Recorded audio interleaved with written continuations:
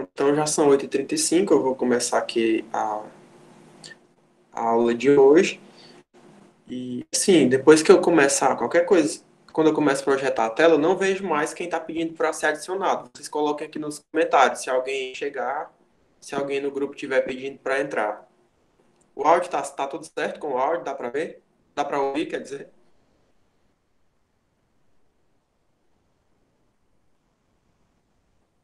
Certo.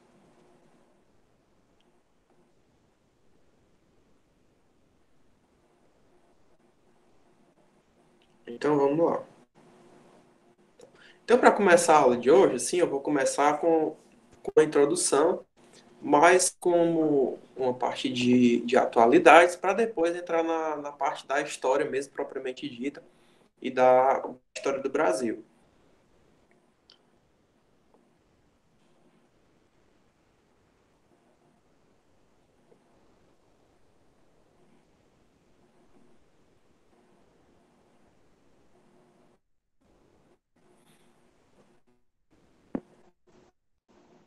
Então, o que eu trouxe hoje para começar a nossa aula é uma breve explanação sobre essa questão daquelas estátuas que foram derrubadas na Europa, uns pichados, outros jogados no fundo do rio.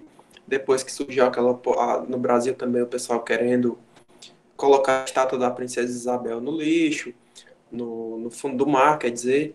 Então eu resolvi pegar uma correlação histórica disso, mais para formação de senso crítico e também para fornecer mais argumentos e informação para, se vocês quiserem, usar numa redação no futuro. Se já pensou se isso cai na redação, sobre essa questão de destruição de status, então eu peguei aqui um termo que era do Império Romano, era uma condenação, o Damnatio Memori, e resolvi trazer aqui para a aula para fazer uma correlação histórica com tudo isso que está acontecendo, né? Então, o tema vai ser o que é o Damnatio Memori. Primeiro vai ser essa questão do Damnatio Memori, depois a gente vai para iniciar a aula de processo de independência do Brasil. Então, o que é o Damnatio Memori, né? O Damnatio Memori, só introduzindo, era a chamada condenação da memória que existia no Império Romano. Então, quando uma pessoa era condenada por algum motivo, ou por autoritarismo, ou por traição, ela era condenada a ser esquecida. A sua memória era apagada. Mas só que não era simplesmente um ato popular. Era uma coisa que tinha aprovação do Senado e que passava por todo um processo legal embasado no direito romano. Aí então, depois que a pessoa recebesse a condenação da memória, é que ela tinha todos os seus registros apagados. Tinha pintura apagada, se fosse imperador, tinha aquela face da moeda era apagada, até as leis eram revogadas para poder dizer que a pessoa não existiu de jeito nenhum. Apagava foto, apagava até nome em via pública, apagava também estátua. Alguns imperadores mandavam, pegava estátuas de outros imperadores e mandavam fazer ali em cima a sua imagem. Então, com base nisso, eu vou introduzir aqui a aula de hoje, né?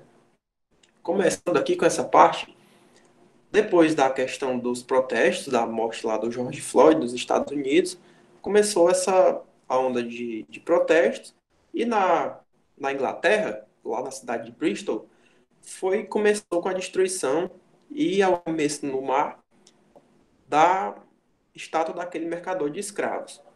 Depois teve também na Bélgica a imagem do rei Leopoldo, ela foi removida depois de ter sido pichada e são essas as principais notícias. Então eu peguei aqui a foto da manchete. Ativistas removem estátua do rei Leopoldo II em Bruxelas, na Bélgica. O rei Leopoldo II da Bélgica foi removido de seu pedestal por ativistas em Bruxelas durante a noite de ontem. Aí aqui fala também do rei Leopoldo, da questão do genocídio que ele patrocinou no Congo. O Congo era uma colônia da Bélgica na África. Tá, então, de posse dessa informação, a gente tem que não primeiramente partir para o julgamento, mas criar um repertório para poder entender melhor o que é essa questão de querer apagar a memória das pessoas e mudar, então substituir, escrever a história a partir de um dado momento. A gente vai ver que mais na frente algumas coisas que se questionam, né? Você tira um, não que isso daqui seja que eu seja a favor do rei Leopoldo, certo? Mas a gente tem que se questionar também quem vai ser colocado no lugar dele.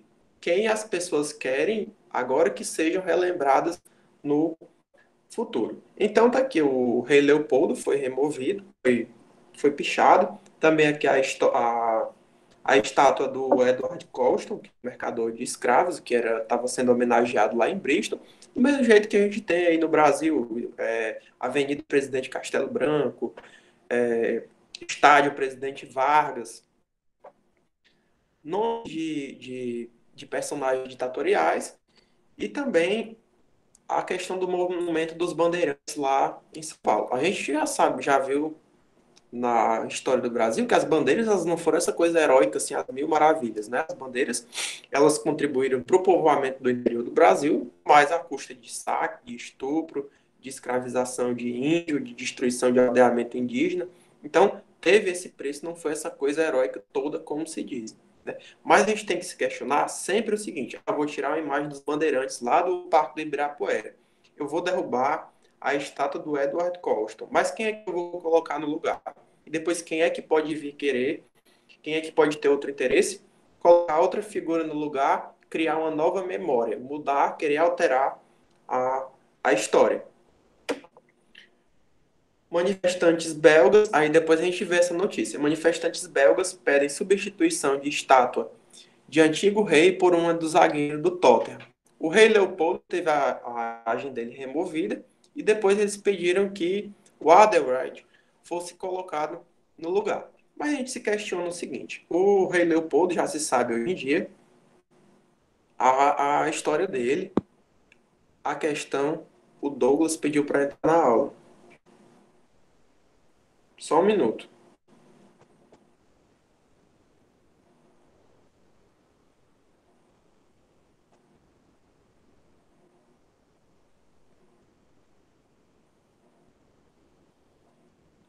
Pronto, autorizei.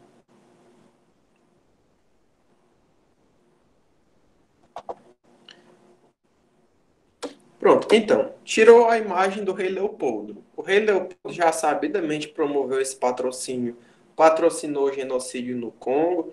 Disso já se sabe claramente, está muito bem sedimentado, tanto na história. Talvez as pessoas lá da cidade não saibam, mas muita gente no mundo sabe, e uma parte dos habitantes da cidade também sabem o que o rei Leopoldo patrocinou de questão de genocídio. Tá? Então, a gente tem que pensar, então, depois que vier essa notícia, eles querem colocar o zagueiro do Tottenham no lugar da imagem do Leopoldo, certo? Então, eu veria com um certo cuidado essa questão de querer alterar a memória das cidades.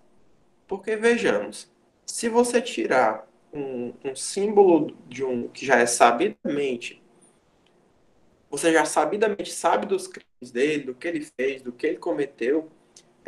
Não que, por exemplo, que se fosse por isso também a Alemanha teria estátua do Hitler, teria até hoje suástica também lá empenhada. Mas num momento desse, num momento de ânimo desse exaltado, você substituir uma figura por outra pode promover também uma disputa política e também um desrespeito por parte dos dois lados. A gente vai ver aqui agora, tá aqui o Ader, eu não sei nem pronunciar o nome desse cara. Esse aqui é a estátua do zagueiro que querem colocar lá no lugar do rei Leopoldo. Depois eu vi que ele recebeu essa notícia com muita surpresa, ele achou que fosse uma brincadeira, mas o pessoal estava levando a sério mesmo, porque é natural lá dessa cidade da Bélgica. Só que o que aconteceu também, uma estátua do rei Leopoldo, ela foi vandalizada. Aí o que foi que aconteceu? Um grupo de extrema direita, um grupo de supremacistas brancos atacaram monumentos em homenagens a pessoas negras. Então é aqui que eu vejo que está o risco, o perigo de num momento desse você pegar estátuas de quem quer que seja, simplesmente pichar e vandalizar. Vai despertar a reação dos dois lados, tá? Então, esse poeta aqui, esse ator negro, ele foi limpado com alvejante. Então, vocês veem aí a gravidade disso. Esse grupo de supremacistas brancos pegaram e jogaram alvejante na estátua de um poeta negro. Então, com o intuito de quê? De mostrar que eles estavam para branquear esse cara. E a estátua ficou danificada. Então, num momento desse muito delicado, é realmente arriscado você começar a sair destruindo estátua por aí. Então, tem que ter uma memória, uma coisa da história muito madura na cabeça das pessoas e tá assim num momento, como é que eu posso dizer? Num momento mais racional. Vamos supor, lá na Alemanha, na época que terminou a Segunda Guerra, que foi derrubado o Muro de Berlim, você não estava numa disputa, como é que eu posso falar para vocês? De dois lados. Você está pedindo para ser aceito na chamada. Só um minuto.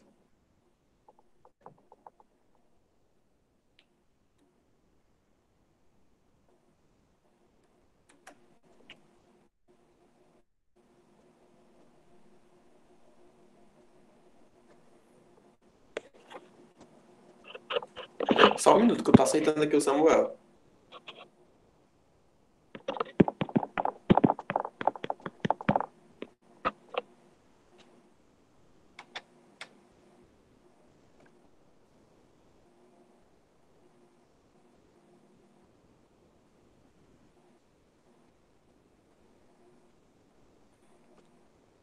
Pronto, agora só continuando aqui, esperando o Samuel entrar.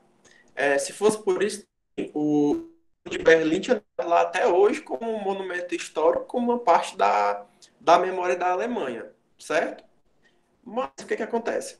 Naquela época, o desejo da queda do Muro de Berlim era uma coisa comum a toda a Alemanha. Você não vê ali claramente uma disputa entre a população civil ali da região de Berlim e da Alemanha. A Alemanha, alemães, perdão, queriam a unificação, tá?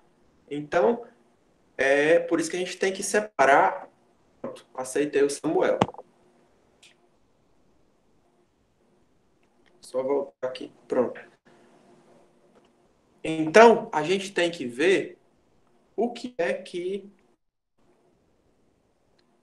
é um sentimento comum na época. Então, nesse momento aqui, essa atitude lá incitou, ela alimentou a distinção de um que, teoricamente, que na cabeça desses supremacistas brancos era um deles, eles viram, não, a gente vai revidar aqui e destruir a imagem de um poeta negro, vamos tacar aqui alvejante. Então, despertou essa reação aqui também na cidade de Bristol, que eles pegaram esse poeta e esse poeta foi vandalizado.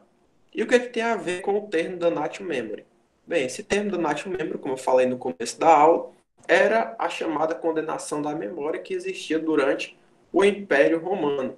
E era uma coisa muito comum durante o Império Romano você querer apagar a memória de uma pessoa inimiga do Império. Então aconteceu demais. Esse daqui, esse daqui era uma estátua do Calígula, certo? Quando o Cláudio assumiu, fez o rosto dele no lugar do rosto do Calígula. Aqui era o rosto do Calígula. Calígula, quando era imperador, mandou excluir, condenou o chamado Jeta ao Donatio Memory. Jeta foi excluído. Teve sua memória apagada. A gente vê que o rosto dele, tudo da pessoa é excluída. Nome em monumento público também, ó, que foi tudo apagado, borrado. Então a gente vê que isso não é uma prática comum.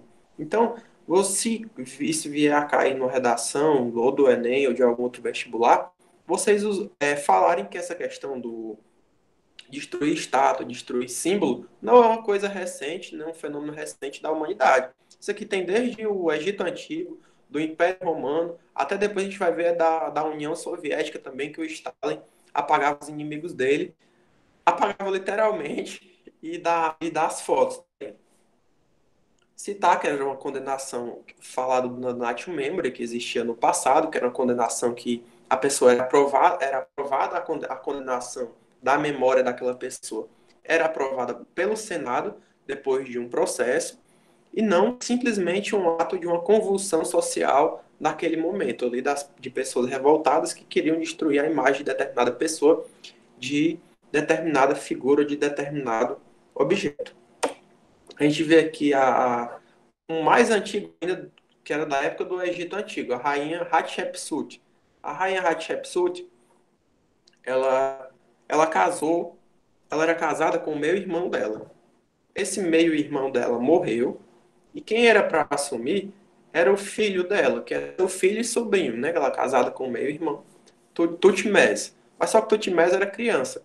A Hatshepsut, ela assumiu, ela ficou como regente, depois se ela foi entronada, ela começou a agradar os sacerdotes egípcios e ela acabou sendo retratada com barba, como se fosse um homem, como se fosse um faraó. Então a Hatshepsut, ela teve um longo reinado aí e ela manipulou a memória do Egito, mesmo as pessoas sabendo abertamente que ela era mulher, ela manipulou a figura dela em muitos lugares, templos, lugares de culto religioso, se retratando como um homem.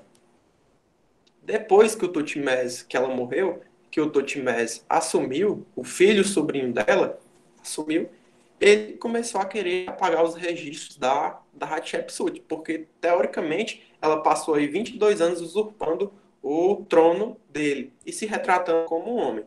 Então, Tutmés e seus descendentes, depois, eles empregaram aí muito tempo tentando destruir imagens e registros da rainha, não falaria rainha, mas faraonisa, Hatshepsut. Então, já aconteceu também no Egito, não é novidade. E aqui também, aqui do Stalin. Aqui era um espião da KGB, tinha uma foto do Stalin do lado de um espião da KGB, e o Stalin editou aqui. A gente vê que a edição de fotos também não é uma coisa recente, tirou o cara aqui simplesmente para poder ocultar a imagem desse espião da KGB e manter aí em sigilo a identidade dos espiões da agência russa. Então, depois eu vou disponibilizar esses slides para vocês, mas era isso, era fornecer mais uma informação, não a gente tomar partido no momento assim, dizer quem está certo, quem está errado. A gente viu aqui que o rei Leopoldo foi depredado, beleza, certo. O Eduardo Colston foi derrubado, a imagem dele foi atirada no lago. Mas a gente viu também que a imagem desse poeta negro também foi destruída, foi vandalizada com alvejante por um grupo supremacista branco nesse momento. Então, juntam-se essas informações e faz a correlação histórica, né? Então, se questionar sobre o perigo que eu acho, assim, a meu ver, eu acho um perigo querer editar essas coisas, tá? Não que ele mereça ser homenageado, mas que depois, em um dado momento, seja revisto, seja mais bem planejado essa questão da remoção dessas estátuas de ambientes públicos. Eu vi também teve até um meme que diz que aqui no Brasil o pessoal estava querendo colocar a imagem da Princesa Isabel para dar um mergulho. Fizeram até um meme disso, mas já pensou se, por exemplo, se derrubam essa imagem da Princesa Isabel e no outro dia tem um grupo que contra-ataca, destruindo, vandalizando a imagem do Zumbi dos Palmares. A gente tem que pensar nessas consequências também que podem ocorrer por os radicalistas dos dois lados. Como eu falei, também a gente não defende a permanência desse símbolo. Se fosse por isso, eu tinha que deixar o muro de Berlim lá no meio de Berlim, até hoje dividindo a cidade no meio. Se for para preservar a história, o Sávio está pedindo para entrar.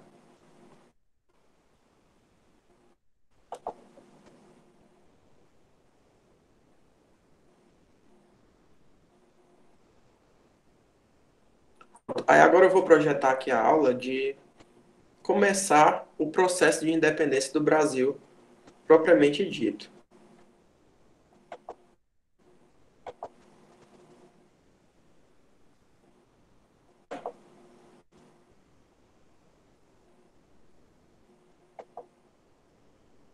Aquelas informações sobre essa questão do Donatio Memory foi disponibilizado lá naquela postagem do Instagram dessa semana também, até a fonte de onde eu tirei. Agora eu vou projetar aqui a tela da aula de hoje, que é o processo de independência do Brasil. O processo de independência do Brasil hoje vai ser mais uma introdução, porque é um processo e um processo de independência não tem como ser dado numa aula, assim, jogando tudo.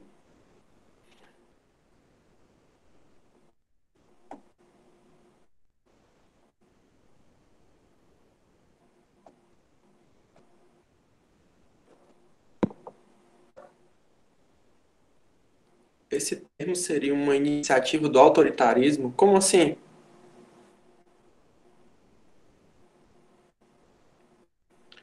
Eu tirei esse material aqui, um resumo muito bom. Eu não sei, tem a ver, Sociedade Brasileira de Pediatria e um resumo sobre a independência do Brasil. Mas o resumo é muito bacana e eu gostei. E assim, eu até usei para dar aula. Vou me basear nele. Esse termo seria uma iniciativa do autoritarismo. Pode escrever ou então ligar o microfone para perguntar? Eu não entendi direito a pergunta. Se é uma atitude característica de um governo autoritário. A condenação da memória que você quer saber?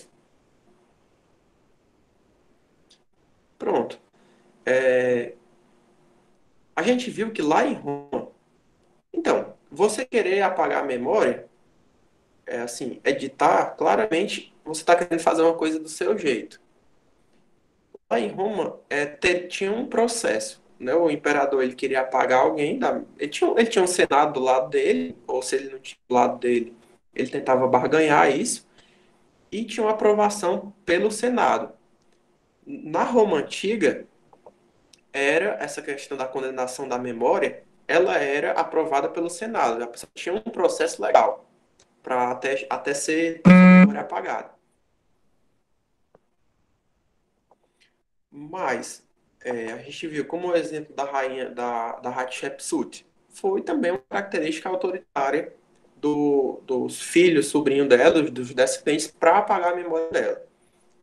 Do mesmo jeito, o Stalin fez isso na União Soviética, o Getúlio Vargas fez isso no Brasil, o, o regime militar também fez, tanto de apagar a memória quanto de substituir. Os portugueses tentaram apagar a memória indígena e negra de nossas histórias. Pode ser caracterizado como.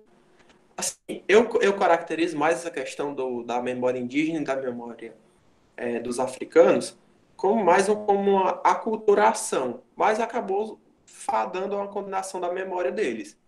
Mas eu acho mais apropriado para essa questão da catequização dos indígenas, dos africanos quando chegavam aqui, mais para uma coisa de aculturação para dominar, mas que acabou apagando uma parte aí da memória das tradições dos indígenas e dos africanos. Outra coisa, o embranquecimento da população se encaixa nisso? Não, o embranquecimento da população, a gente vai ver que ele é uma principalmente o embranquecimento da população brasileira, ele é uma vertente mais do século XIX, do final do século XIX para o século XX, quando eles querem trazer imigrante para cá, quando eles estão vendo que vai ser abolida a escravidão e querem trazer imigrante para o Brasil, justamente com esse propósito de branqueamento da população.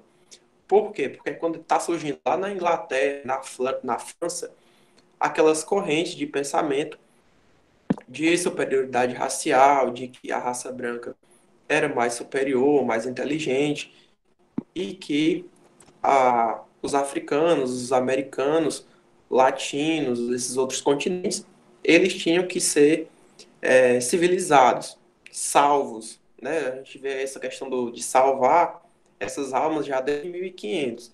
Mas isso ganha mais força mesmo como corrente de pensamento da própria ciência em si no final do século XIX para o começo do século XX. Mas, assim, a questão do embranquecimento da população não se encaixa nisso de damnatio memoriae, de condenação da memória. Respondido?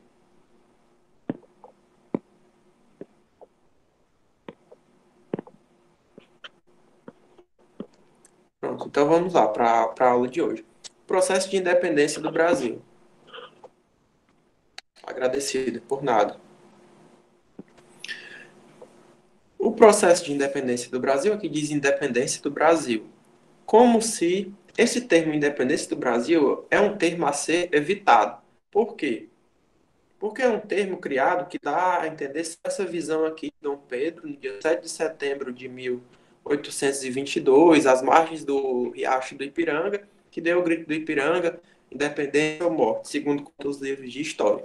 Então, o termo mais correto seria colocar processo de independência do Brasil. Por quê? Porque a gente viu que não foi uma atitude isolada de Dom Pedro, que nem está aqui nesse quadro do Pedro Américo, que culminou com a independência do Brasil. A gente vê que é um processo que desde o período colonial, desde antes da vinda da família real para o Brasil, já tinha-se esse desejo de independência por parte de alguns dos movimentos nativistas, especialmente a Inconfidência Mineira. A Inconfidência Mineira, eu diria mais como um movimento separatista, que queria se separar ali Vila Rica, Minas Gerais, do resto do Brasil, formar um país e o Brasil seria o resto. Mas que esse processo de independência ele começa a ganhar mais força a partir do momento da vinda da família real. Por que a partir do momento da vinda da família real? Por quê? Junto ao desejo de independência das elites locais, que já está aqui com quase 300 anos de colonização, junta esse desejo de independência e junta a vinda da monarquia, da família real, da corte, do aparato burocrático. Então, uma colônia vem abrigar a sede do reino. Então, tá igual lá na Pérsia, com o Dario, que a sede do império é onde ele estava. Então, o Brasil começou a se tornar a sede do Império Português, a partir do momento da vinda da família real, que traz o quê?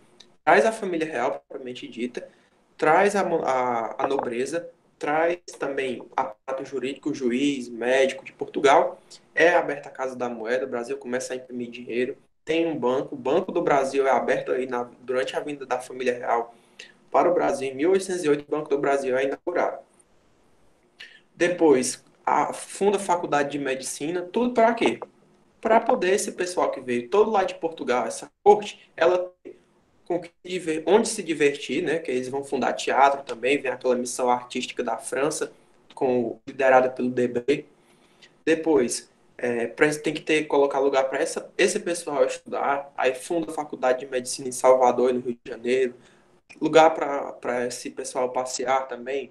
Funda o Jardim Botânico do Rio de Janeiro, etc. Funda o Banco do Brasil também para eles depositarem, fazer suas poupanças. A Casa da Moeda também para imprimir dinheiro, etc. Então, é a partir dessa vinda da família real que o processo de independência do Brasil, ele como é que eu posso dizer, se fortalece.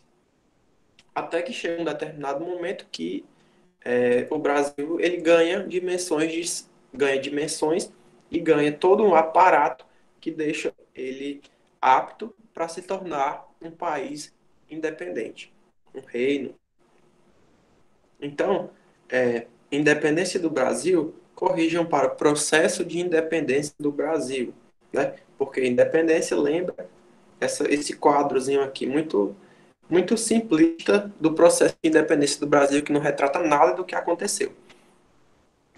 Então, ele começa aqui o texto falando dia da independência, que é o Grito do Ipiranga, 7 de setembro de 1822. Legal. Então, ele fala aqui sobre essa série de movimentos ocorridos, a Inconfidência Mineira, mas a Inconfidência Mineira era um movimento de caráter mais elitista e separatista, ocorrido na capitania de Minas Gerais. A Conjuração Baiana, que ela não tinha tanto ela queria mais uma independência para a melhoria da qualidade de vida da população, igualdade racial, igualdade social. Mas a gente viu que todos esses movimentos, antes da chegada da família real, eles não tiveram efeito praticamente nenhum para o processo de independência do Brasil, o que contribuiu mesmo, assim, ao meu ver, e o que a gente vê aqui nos fatos históricos que contribuiu para o processo de independência do Brasil foi a vinda da família real. A vinda da família real ainda fez outra coisa também. A gente viu que antes tinha o monopólio de que o Brasil só poderia comerciar com Portugal. Quando a família real veio, uma das primeiras coisas que Dom João VI fez foi abrir os portos do Brasil às nações amigas e reduzir barreiras alfandegárias, diminuir impostos alfandegários. Então, já estava dando ali o Brasil praticamente um status de capital do reino, implicitamente. Então, dando ao Brasil aquele status de capital, é uma coisa assim, como é que eu posso dizer? Que não tem mais como voltar atrás, só vai assim, dali para frente, para o Brasil, para o rumo da independência.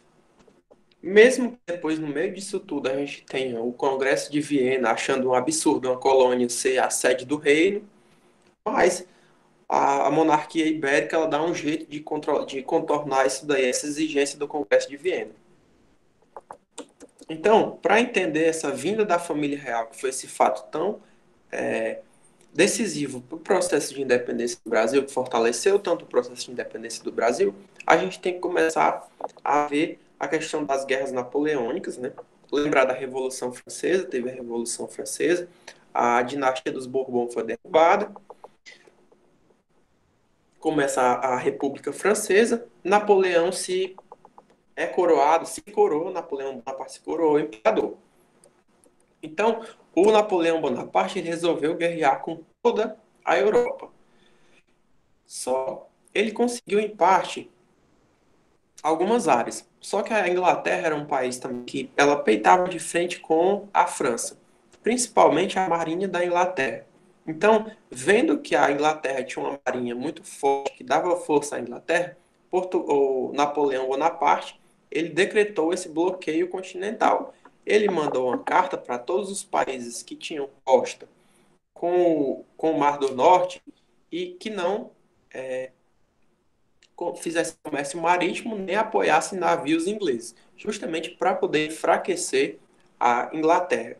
Só que Portugal ele tinha uma relação, uma amizade muito mais antiga com a Inglaterra do que a gente imagina. Vamos relembrar lá daquela parte do Tratado de Methuen. O Tratado de Methuen, ainda no século XVIII, que estabelecia que Portugal compraria a produção industrial de tecidos da Inglaterra, não só de tecido, que a Inglaterra produzisse de artigo industrial. E a Inglaterra compraria a questão de vinho do Porto produzido por Portugal. Então, já é uma relação muito mais antiga. Portugal não queria se indispor com Napoleão Bonaparte, com medo de ser invadido. O tamanhozinho do território de Portugal ser invadido por Napoleão Bonaparte. Imagine que Napoleão Bonaparte seria como se fosse o Hitler depois no século XX, querendo dominar as nações da Europa. Pronto, então para facilitar a didática disso tudo. Então, vamos voltar aqui. Portugal tinha medo da reação da França, mas também Portugal não queria abrir mão daquela relação tão longa com a Inglaterra. Então, Portugal, durante um tempo, ficou em cima do muro. Portugal não se posicionava, não proibia o bloqueio continental, não aderia ao bloqueio continental do Napoleão Bonaparte, mas também não queria se indispor com a Inglaterra. Só que Napoleão Bonaparte cobrou um posicionamento de Portugal. Portugal ou ficava do lado da França ou ficava do lado da Inglaterra. Então, Portugal também, até o último momento, ele ficou em cima do muro. Até o momento da fuga, Portugal ficou em cima do muro. Então, secretamente, embaixadores portugueses negociaram com embaixadores ingleses. Eles falaram, ó, a gente tem medo de ser invadido pela França, mas a gente não quer perder a amizade com a Inglaterra. Então, o que foi que Portugal pensou? Portugal lembrou que tinha uma colônia do outro lado do Atlântico, uma colônia grande, com território, e eles já tinham um plano muito antigo da coroa portuguesa, existe essa teoria, de que a coroa portuguesa ela tinha esse plano de que caso o território de Portugal fosse invadido por um inimigo, ou acontecesse alguma tragédia em Portugal, a família real se mudar para uma das colônias, dessas colônias, e a partir de lá fundar um novo reino. Como é que eu posso dizer? Fundar novamente Portugal. Então, voltando aqui à história do bloqueio continental que aconteceu, o que foi que houve? Se desobedecesse Napoleão, se obedecesse Napoleão Bonaparte, eles iriam se indispor com a Inglaterra, essa nação amiga aí de tantos anos. Então, como eu estava falando, os embaixadores portugueses negociaram com os embaixadores ingleses para a transferência da família real portuguesa para o Brasil. Então, a Inglaterra concordou e eles elaboraram esse plano que fugiu, eles saíram praticamente fugidos de Portugal em 1807, no final do ano de 1807, escoltados pela Marinha Britânica até chegar em segurança no Brasil. A Inglaterra, ela se comprometeu a colocar um embaixador seu que ia administrar Portugal, e Portugal ficou lá abandonado. A família real portuguesa veio a bordo do navio, passaram aí Natal e Ano Novo no mar, e chegaram em janeiro de 1808 no Brasil. Saíram em novembro, né? Passaram no Ano Novo, né? Aí vieram religiosos, a gente vê aqui, ó, nos navios vieram família real, nobres, religiosos, médicos, militares, funcionários da coroa, cozinheiros, damas de companhia. Eles trouxeram praticamente a sede do reino para o Brasil. Eles fizeram uma mudança, para assim dizer. Então, em janeiro de 1808, a família real chega em Salvador. Chegando em Salvador, Portugal já se preocupa logo na longa amizade que tem com a Inglaterra. Não, então agora o Brasil agora é Portugal, Portugal é o Brasil. Então vamos deixar de a sede do reino agora em 1808, a partir do momento que eles chegam, está no Brasil. O Brasil é a sede do reino de Portugal. O pobre de Portugal ficou lá sozinho, como um território abandonado sendo administrado por um embaixador inglês. Então, se Portugal está aqui, se Portugal, a monarquia portuguesa, a coroa portuguesa está em terras brasileiras, então a coroa portuguesa ela vai tratar de abrir seus portos às nações amigas, porque a partir do momento que eles chegaram aqui, o Brasil deixa de ter seu status de colônia e passa a ser é uma coisa filosófica e passa a ser Portugal. Então, se aqui é Portugal, eles têm que abrir os seus portos para poder comerciar diretamente com a Inglaterra sem ter que levar nada para a Europa. Então, uma das primeiras atitudes que Dom João VI, príncipe regente, chega em Salvador é a questão da abertura dos portos às nações amigas.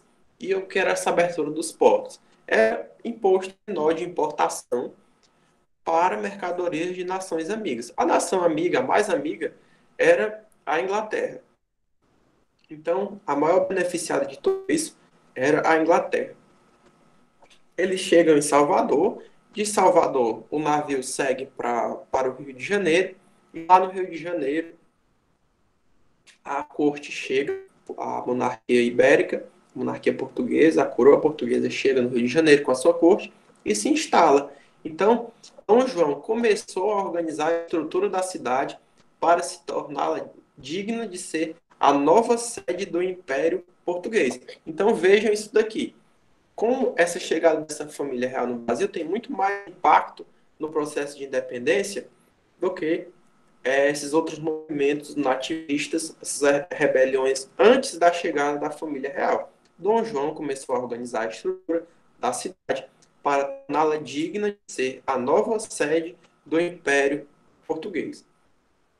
Então, a partir daí, ele cita aqui, começou a ser criado colégio de cirurgia, faculdade de medicina em Salvador, escola de belas artes, essa escola de belas artes aqui, ele patrocinou aqui a vinda daquele artista do Debré para relatar o cotidiano brasileiro, para fazer pintura da elite na rua, fez Jardim Botânico, Banco do Brasil, Casa da Moeda, enfim, praticamente tornou o Brasil um império, uma sede do império, e não mais um status de colônia.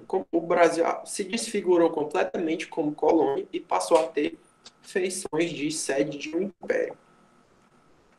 Acontece que, em 1815, Napoleão Bonaparte ele é derrotado na Batalha de Waterloo. E, em 1816, vai acontecer o chamado Congresso de Viena. Ou seja, a gente viu, só recapitulando aqui na história um pouco, que teve a Revolução Francesa, 1789, a Revolução Francesa derrubou a Casa Real dos Bourbon na França, e essa Revolução Francesa estendeu aí uma onda republicana por vários países da Europa, destronando alguns reis, destronou rei na Áustria, e algumas monarquias foram derrubadas também e transformadas em repúblicas. Só que depois que Napoleão Bonaparte, que era o grande artífice dessas repúblicas na Europa, depois que ele cai, o antigo regime passa a se articular para voltar. Os reis, os monarcas passam a se articular para voltar à sua coroa. Em 1816 tem o chamado Congresso de Viena na Áustria, que eles se reúnem justamente para isso. E Dom João VI ele vai para esse Congresso de Viena, em 1815, perdão. Ele vai para o Congresso de Viena. Só que ele chega lá, ele diz que está no Brasil. O Brasil, oficialmente, era uma colônia de Portugal. Então, imagine só que inadmissível a monarquia, a coroa portuguesa, está numa colônia. Então, Dom João VI, ele contorna isso. Não, então, agora é Reino Unido de Portugal, Brasil e Algarves. Então, ele estou no reino. Onde eu estiver, é o meu reino. Onde eu estou, é a capital. Então, a partir disso, o Brasil é elevado à condição de Reino Unido, Portugal e Algarves. Vejam que vai só evoluindo aí o grau de complexidade e também de autonomia do Brasil que ele vai recebendo com relação a Portugal. A rainha Dona Maria I morre, Dom João VI deixa de ser o príncipe regente e ele assume. Na verdade, ele não era Dom João VI, ele era só João. Ele recebe o título de Dom João VI depois que assume o trono, né? Aqui, como eu havia falado, Portugal ficou sendo governado pelo marechal inglês Beresford, que ficou governando Portugal. Então, desde 1808 até 1820, 12 anos, Portugal ficou lá abandonado. Inicialmente foi invadido pelas tropas de Napoleão, depois Napoleão recuou, foi derrotado na Batalha de Waterloo, e o povo de Portugal ficou lá abandonado. E o pessoal queria a volta da família real, a volta do parlamento. Então começou um movimento chamado Revolução Liberal do Porto. Essa Revolução Liberal do Porto exigia a volta da família real, de uma parte da nobreza e da burguesia. Agora imaginem só que dilema que Dom João VI se via. Ele não queria deixar o Brasil, nem que perder a coroa aqui. Imaginem só, ele deixa um país praticamente estruturado aqui, com Casa da Moeda, com banco. Imaginem só se vem outro e toma o trono dele, ele indo para Portugal. Ou então se ele perde Portugal. Ele não queria perder nenhum nem o outro. Então, ele voltando para Portugal, deixa aqui o príncipe Pedro. Não era Dom Pedro ainda, era Pedro. Ele só vai ser Dom Pedro depois que é coroado. Então ele deixa aqui seu filho Pedro no Brasil. Pedro era casado com Leopoldina, da Áustria, que ela era da dinastia dos Habsburgos, os pais de Dom Pedro II.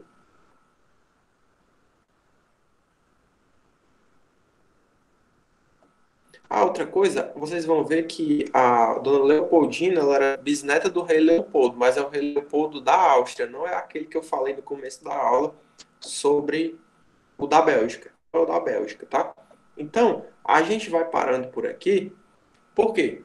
Porque, então, isso aqui é a parte inicial do processo de independência do Brasil, tá? Na próxima aula, a gente vai para separação propriamente dita. Então, eu parei aqui na parte da Revolução Liberal do Porto. Na próxima aula, eu vou me aprofundar mais na Revolução Liberal do Porto.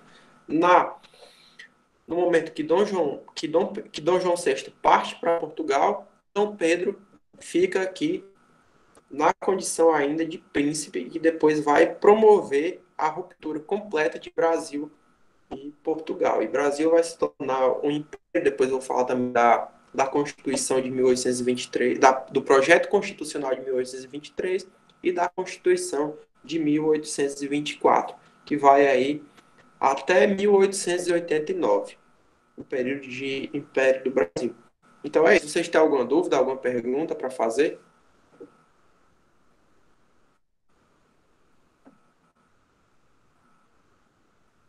Pode ligar o microfone e perguntar, falar também.